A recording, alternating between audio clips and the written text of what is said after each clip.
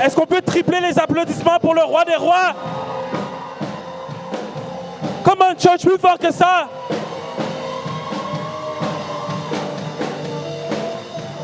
Amen. Amen. Woo! Il est digne d'être loué, n'est-ce pas? C'est un honneur pour moi d'être avec vous ce matin, guys. Et j'ai écouté les annonces. Et le 16 août, c'est vraiment une soirée à ne pas manquer. Ça va être notre première soirée de louange. Le 16 août. Ce qui veut dire que toute la soirée va être destinée à adorer le roi des rois, à lever son nom, à venir être touché par le Saint-Esprit et à seulement recevoir. Comment? Est-ce qu'on peut avoir plus d'applaudissements que ça? Yes! Toute l'équipe de louange va être là parmi nous. Ils ne sont pas merveilleux? Yes! Chaque semaine, ils travaillent fort pour que quand tu te déplaces ici le dimanche matin, tu es capable de toucher le cœur de Dieu. Et que le Saint-Esprit est capable de te remplir. Alors ne manque pas ça. Le 16 août, invite tout le monde. Invite tes amis, tes frères, tes sœurs. Sois présent parce que ça va être une soirée exceptionnelle. Amen? Yes! Come on! Aujourd'hui est un grand dimanche. Vous pouvez vous asseoir, Et aujourd'hui, c'est un grand dimanche parce qu'on célèbre les baptêmes. Come on, church!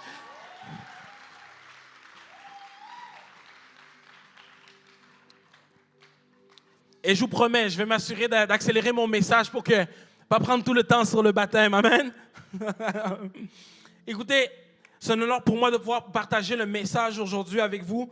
Et ce que Dieu m'a mis à cœur pour ce mois des évidences, je pense que c'est quelque chose qui est appelé à continuer. Amen. Parce que pendant ces 30 derniers jours, aujourd'hui, on est spécialement le 30 juin. On est dans la saison où l'Église, on marche dans ce mois des évidences. Dans ce mois où c'est le temps de voir, que les autres puissent voir ce que Dieu fait en nous. Que lorsque tu te promènes au travail, à l'école, ou peu importe ce que tu fais, les gens savent qu'il y a quelque chose de différent en toi. Que lorsqu'ils t'approchent, ou même qu'ils te connaissent ou qu'ils ne te connaissent pas, ils veulent être comme toi. Ils veulent savoir qu'est-ce qu'il y a en toi. Qu'est-ce qui fait que tu es toujours souriant? Qu'est-ce qui fait que jamais tu doutes? Qu'est-ce qui fait que tu continues à persévérer? Je veux ça. Et ce que j'aime, c'est que même si aujourd'hui, on est le 30 juin et on a annoncé que c'était le mois des évidences, moi je sais que Christ veut que ta vie soit complètement remplie d'évidences. Que ça ne s'arrête pas seulement au 30 juin. Que ça ne soit pas seulement pour 30 jours durant l'année, mais que ça soit jusqu'à ton dernier souffle. Come on. Alors, on va prêcher ensemble aujourd'hui. Amen. On va prêcher ensemble aujourd'hui, les boys. Amen. Mon crew est là. Ça, c'est mes gars. Alors, si durant tout le mois de juin, tu as expérimenté les évidences de la faveur de Dieu sur ta vie, ne limite pas ça à la journée d'aujourd'hui. Continue. Cherche plus. Explore plus. Laisse Dieu ajouter plus dans ta vie. Et si jamais, peut-être que durant le mois, tu as cherché, tu as prié, tu as jeûné, peu importe ce que tu as fait, et tu n'as pas encore vu ces évidences apparaître, à partir d'aujourd'hui, ça va se produire dans ta vie. Amen. Alors j'aimerais lever. Qui sont ceux qui se font baptiser aujourd'hui? Come on, church. Est-ce qu'on peut les applaudir?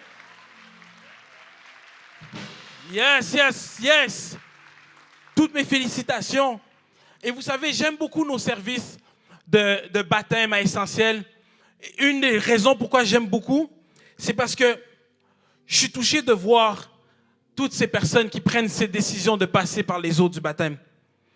Et chaque personne qui prend cette décision de se dire « Je veux me faire baptiser », c'est simplement une illustration de l'évidence, de ce que Dieu fait dans leur vie. Parce que se faire baptiser, qu'est-ce que c'est? C'est une représentation symbolique du fait de reconnaître publiquement qu'un jour, tu as dit que Christ soit le Seigneur et le Sauveur de ta vie. Et aujourd'hui, devant toute l'Église, devant leur famille, devant leurs amis, ils vont vous montrer que c'est évident. Qu'un jour, il y a eu un jour où ils étaient seuls, ils étaient perdus, ou peut-être que c'était trop difficile. Mais il y a eu le jour de résurrection où Christ est venu dans leur cœur. Et leur a donné une nouvelle nature. Et aujourd'hui, ils vont se tenir, peut-être debout ou accroupis, je ne sais pas, selon la taille de la piscine, là. Mais ils vont se tenir dans l'eau ici devant vous pour montrer que c'est évident que notre Dieu n'est pas resté cloué à la croix, que notre Dieu n'est pas mort, que notre Dieu n'est pas dans le tombeau, mais que notre Dieu est vivant et il est ressuscité et il est revenu. Pourquoi? Pour que nous, on soit sauvés et on bénéficie de la vie éternelle. C'est une évidence qu'on va démontrer aujourd'hui. Amen.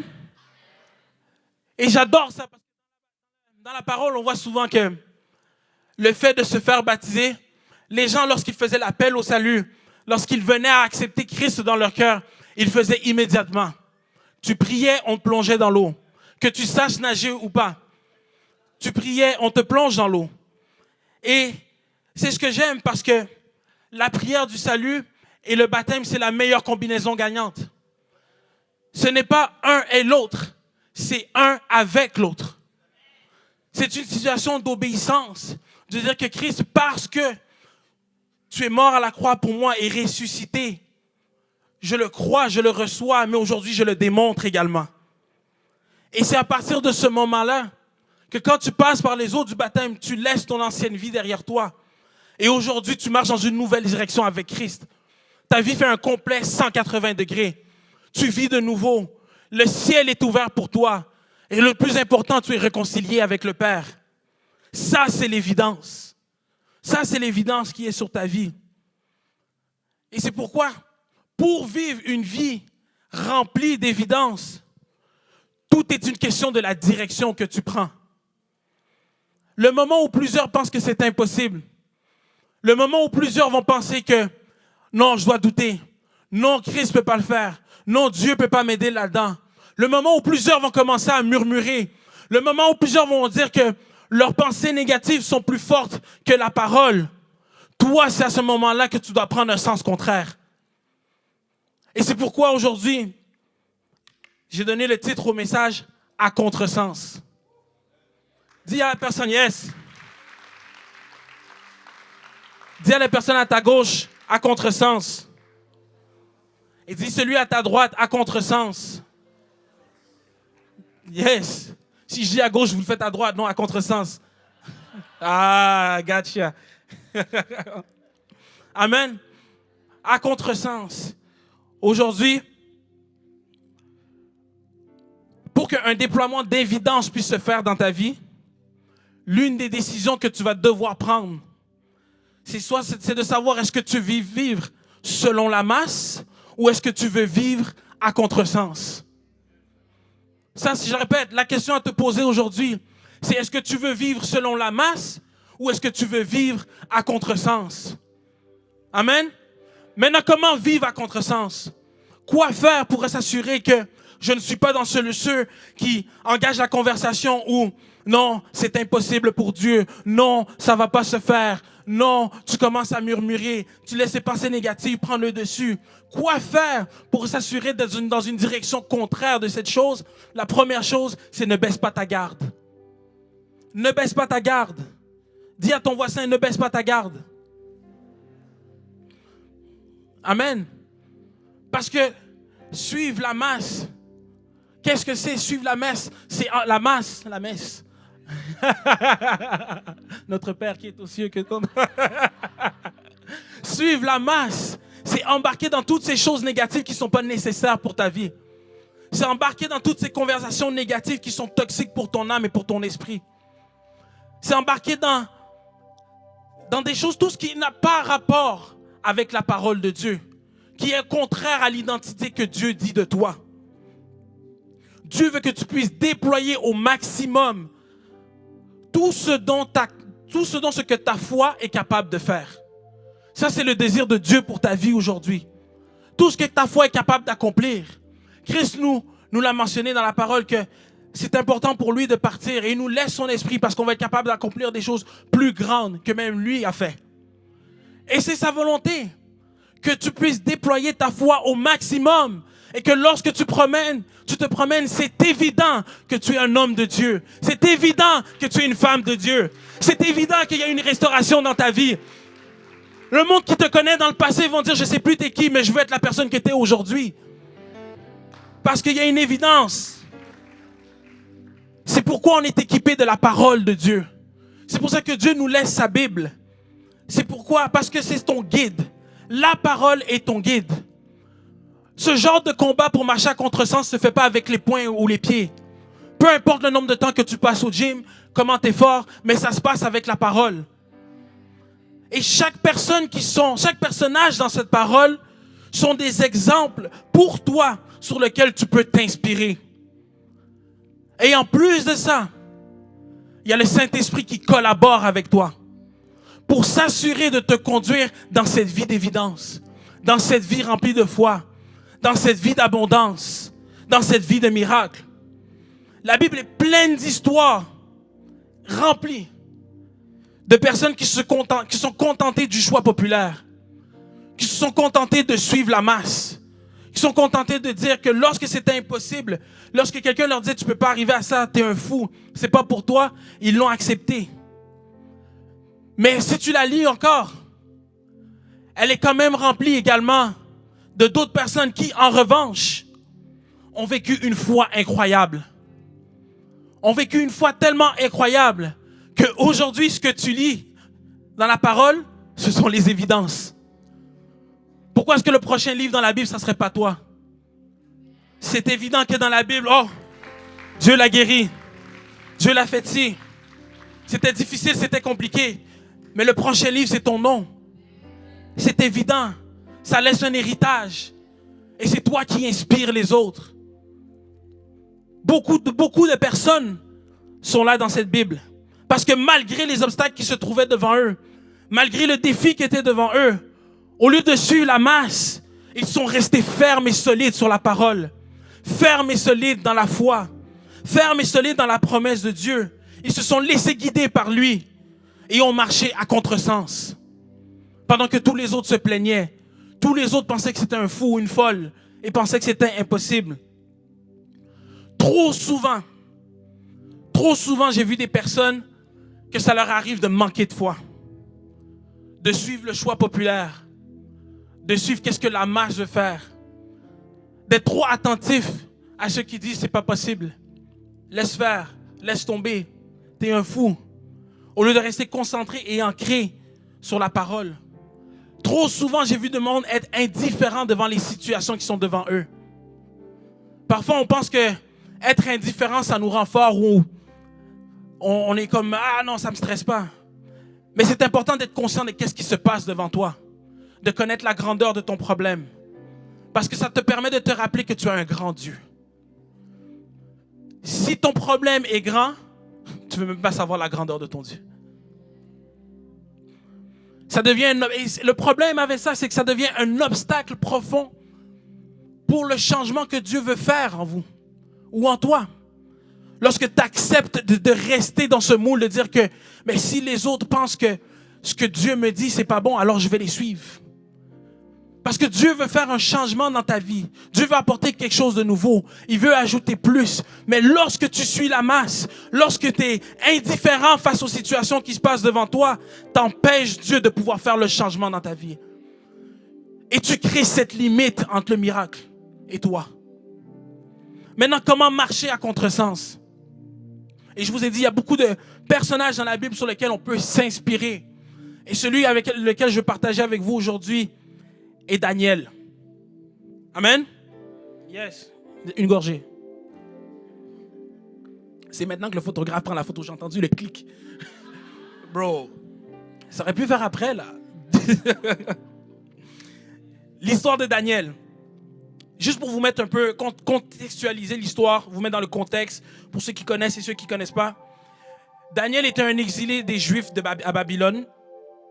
Et il sert plusieurs rois babyloniens. Et il est devenu, à un moment donné, à cause de son don, son talent qu'il avait de pouvoir interpréter les rêves et de transmettre, de traduire le message que Dieu voulait donner au roi, ça lui a permis d'avoir une bonne position à Babylone. Donc, c'était devenu un grand fonctionnaire, si on veut mettre ça dans les termes d'actualité. Et à Babylone, il était sous le règne de Darius, et il se distinguait justement du fait qu'il était capable de transmettre au roi, d'interpréter pour les rois qu'est-ce que Dieu voulait leur dire comme message. Cependant, ce n'était pas aussi facile pour Daniel parce que avec ce don que Dieu lui a donné, ce talent que Dieu lui a donné, ça avait créé des jaloux autour de lui. Parce qu'il avait pris une bonne position. Le roi Darius l'aimait beaucoup et ça faisait des jaloux. Les autres fonctionnaires se disaient, man, ce gars est trop good, il est trop bon. Alors ils ont commencé à comploter ensemble et se dire, ok, comment est-ce qu'on peut faire pour faire tomber Daniel?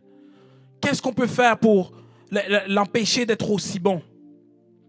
Alors, ce qu'ils ont fait, un jour, tous ces fonctionnaires jaloux se sont mis ensemble. Et Daniel était quelqu'un qui était très solide dans sa foi. Très, très solide envers Dieu. Toujours en train de prier Dieu. Toujours dans sa relation avec Dieu. Alors, un jour, ce qu'ils ont fait, ces fonctionnaires se sont mis ensemble. Ils ont comploté, ils ont fait un plan.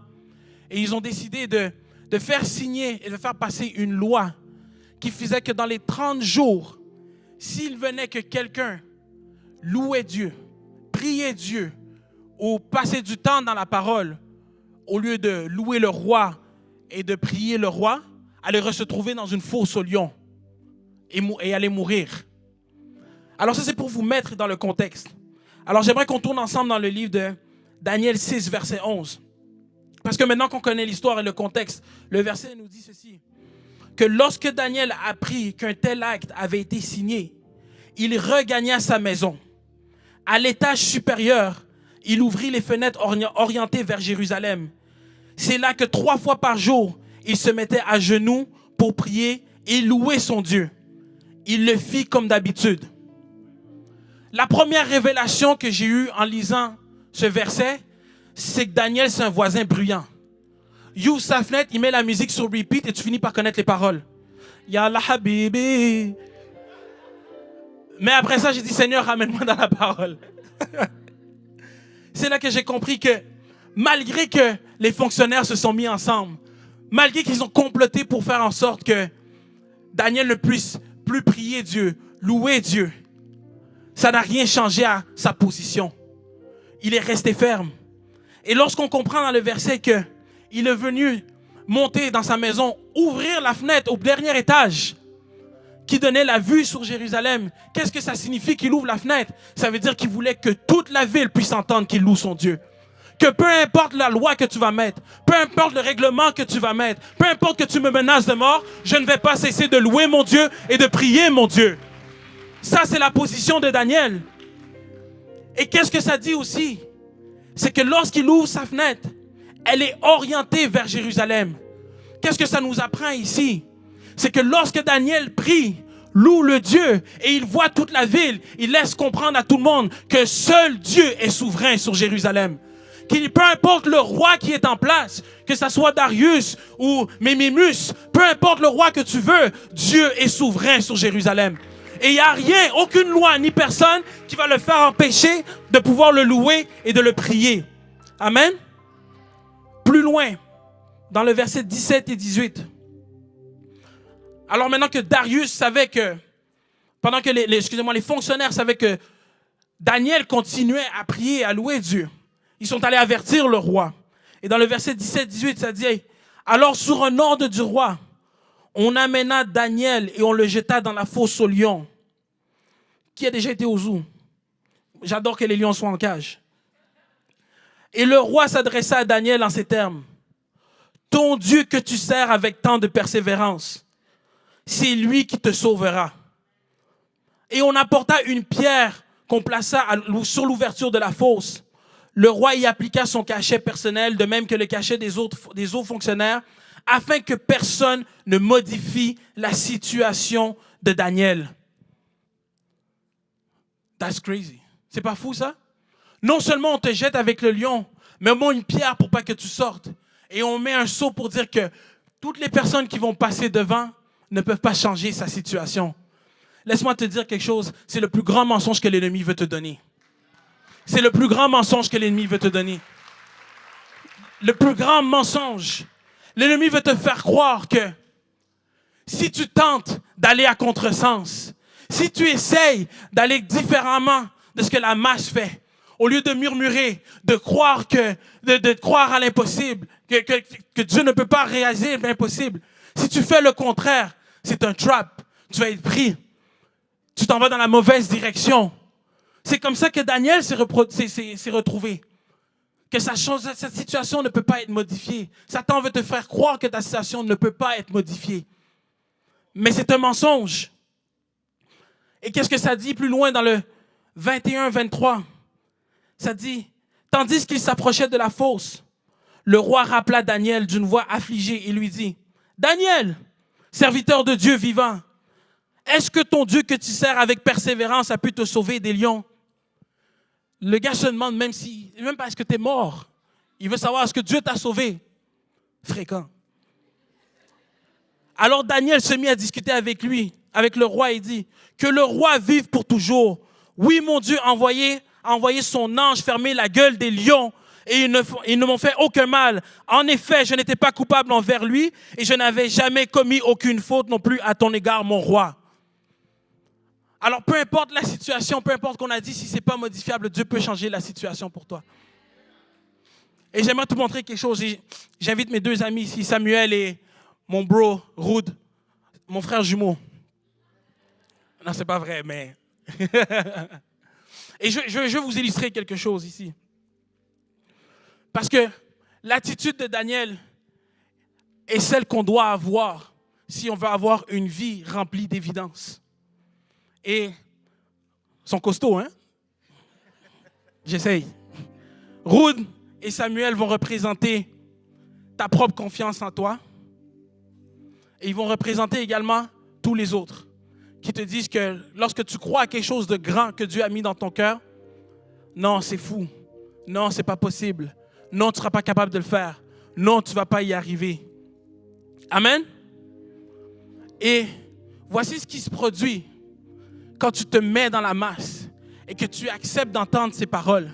Et au lieu de te reposer sur Dieu et ce que Dieu a pour toi, tu te reposes sur ta propre confiance et tu dis, you know what? Je vais être indifférent avec ce qui se passe. Mais tu commences à marcher. Et ceux qui sont derrière toi te suivent. La masse te suit. Ils te suivent. Et tu te sens confortable parce que tu dis, il y a une masse derrière toi.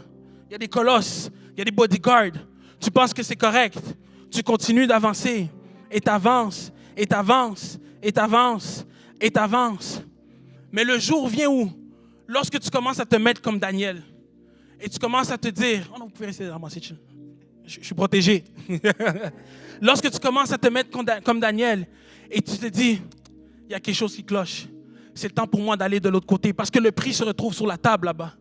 Ce que Dieu a pour toi est sur la table là-bas. Et Dieu t'en fait part. Il t'en fait part. Et tu commences à te mettre dans l'autre sens. Et tu te dis, OK, je vais aller contre la masse. Mais la masse te bloque. La masse te bloque. La masse te bloque. La masse te bloque. Et ça commence à bouger. Avez-vous déjà nagé contre la vague? Mais c'est ça qui se passe. La masse te bloque. La masse te bloque.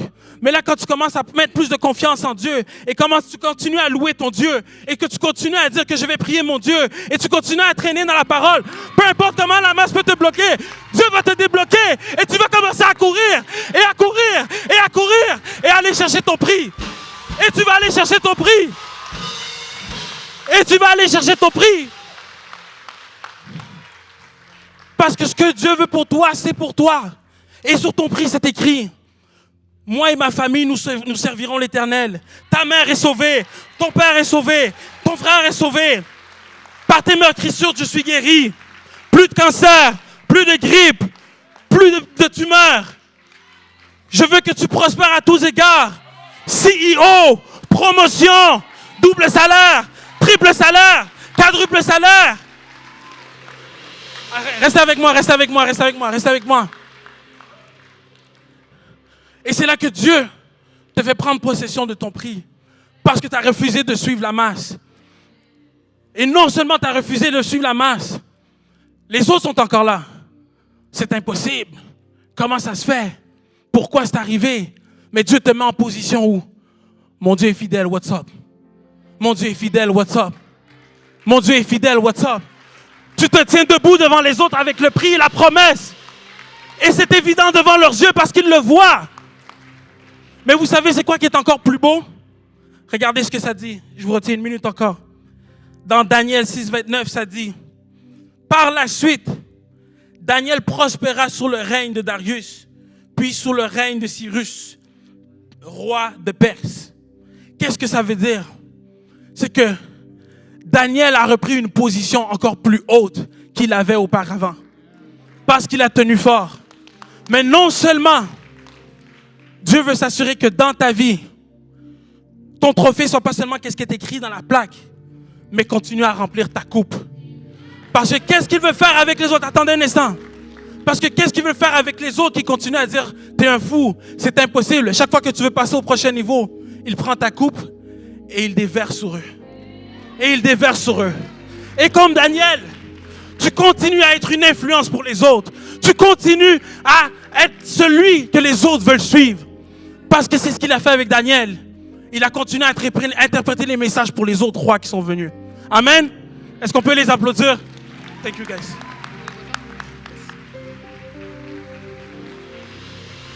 Woo!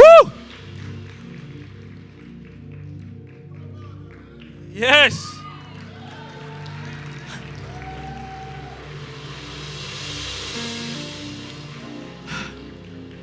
Amen, amen, amen, amen. La deuxième chose qui fait en sorte que tu es capable de marcher à contresens, c'est simplement si tu cultives une vie de gratitude. Simplement si tu cultives une vie de gratitude. Parce que la gratitude, en d'autres mots, c'est être reconnaissant envers Dieu, être généreux envers Dieu également. Et c'est la clé essentielle pour vivre une vie remplie d'évidence de la présence de Dieu. Parce que lorsque tu vis une vie de gratitude, lorsque tu es reconnaissant envers Dieu, tu ouvres la porte à des bénédictions et tu attires la faveur de Dieu dans ta vie. Amen. Et la gratitude, c'est l'attitude que tu as besoin pour pouvoir marcher à contresens. La gratitude, c'est l'attitude que tu as besoin pour marcher à contresens.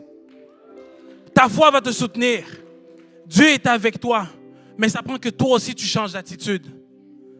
Ça prend que tu sois reconnaissant. Et le premier moment où tu dois être reconnaissant, c'est soit dans la gratitude, soit reconnaissant avant de recevoir ton miracle. C'est le premier moment où tu dois l'être. Et on va tourner ensemble dans Luc 11 à 19. L'histoire des 10 lépreux, où ça dit, tandis que Jésus faisait route vers Jérusalem, il passa le long de la frontière qui sépare la Samarie et la Galilée. Il entrait dans un village quand 10 lépreux vinrent à sa rencontre. Ils se tinrent à distance et se mirent à crier, « Jésus, Maître, prends pitié de nous. » Jésus les vit et leur dit, « Allez vous faire examiner par les prêtres. » Je prends une pause ici. Parce que quand j'ai lu le verset, imagine-toi, on te dit, va voir Jésus, c'est lui qui va te guérir. Et toi, tu t'empresses d'aller le voir et lui t'envoie ailleurs. Au début, j'étais inquiet. Mais c'est lorsque j'ai continué à lire, et ça dit, pendant qu'ils y allaient, ils furent purifiés de leur lèpre. Et qu'est-ce que je comprends dans ce passage? C'est que lorsque tu viens avec ton bagage, lorsque tu viens avec une prière que tu tiens depuis longtemps, et que tu sais que Christ est la solution, et que tu viens le voir, Christ te renvoie dans la masse. Va retourner voir la masse. Va voir ceux qui te disent c'est impossible, que je ne peux pas le faire, que ça ne va pas se produire, que tu es un fou, que laisse faire. Toi, tu es venu le voir pour changer la situation parce que tu as forcé, tu as marché à contresens et lui te dit retourne là-bas. Mais qu'est-ce qui s'est produit pendant que eux autres allaient là-bas? Il les a guéris. Alors pendant que toi, tu peux te poser des questions, mais pourquoi est-ce que je dois retourner? Dieu fait l'œuvre en toi. Dieu fait le miracle en toi. Dieu apporte la bénédiction en toi. Pourquoi est-ce qu'il fait ça? Parce que lorsque tu vas arriver en face de ton adversité, en face de ceux qui vont te dire que c'était impossible, tu vas briller devant eux. Parce que Christ savait pourquoi il te retournait là-bas. C'est pourquoi tu dois être reconnaissant avant même de recevoir ton miracle. L'objectif de Dieu, c'est de t'exposer aux autres. De t'exposer aux autres. Il veut te bénir pour que les autres puissent le voir. Et que tu deviennes une source de bénédiction pour eux. Et ensuite, ça dit ici que la deuxième place où tu dois avoir l'attitude de gratitude et de reconnaissance, c'est après avoir reçu ton miracle. La première place, c'est avant de recevoir ton miracle. La deuxième place, c'est après avoir reçu ton miracle. Dans le verset 15, ça dit, l'un d'entre eux, quand il vit qu'il était guéri, revient sur ses pas en louant Dieu à haute voix. Il se jeta aux pieds de Jésus, face contre terre, et le remercia. Or, cet homme était un Samaritain. Jésus dit alors, est-ce que les 10 n'ont pas été guéris? Parce qu'ils étaient 10 avec la lèpre. Où sont les 9 autres? Et c'est ça l'attitude que tu dois avoir. Ça prend que tu puisses être gratifiant et reconnaissant après avoir reçu ton miracle. Parce que beaucoup le reçoivent. Beaucoup reçoivent la bénédiction, sont contents, ils sont heureux, ils partent. Mais ne les suis pas. Va à contresens. Ne cours pas après la bénédiction, mais cours après le Dieu de la bénédiction.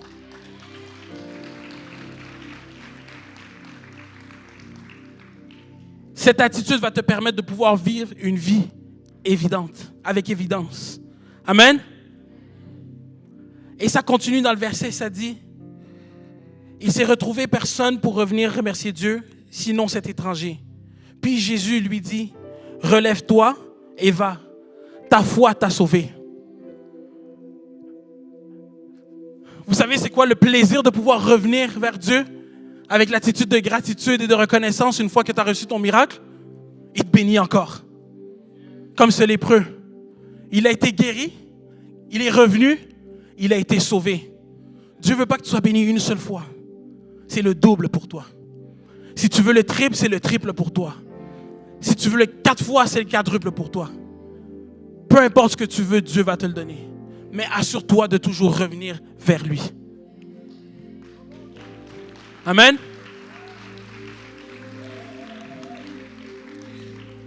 Et je termine avec ceci. Si c'est peut-être la première fois que tu entends ce genre de message ou que tu vois que, OK, qu'est-ce que c'est? J'ai une invitation spéciale pour toi et ose faire le virage. Ose marcher à contresens. Amen. Parce que c'est trop facile de marcher dans la direction de la masse. C'est trop facile de suivre tout le monde. On se sent protégé, comme avec Samuel et Ruth. C'est trop facile, tu es protégé, tu penses que tout le monde est là. Autour de toi, il n'y a rien qui se passe. Mais le vrai truc, le vrai prix, est quand tu vas dans le sens opposé. C'est quand tu vas dans le sens opposé. Et souvent, on se demande, est-ce que pour moi, c'est bon pour moi de retourner dans le sens opposé? Malgré les péchés que je fais, malgré l'attitude que j'ai, les pensées que j'ai, le caractère que j'ai. Laisse-moi te dire quelque chose. Dieu ne considère pas les choses de la même façon que tu les considères. Toi, tu considères qu'est-ce qui frappe à tes yeux. Dieu considère qu'est-ce qui est dans ton cœur. C'est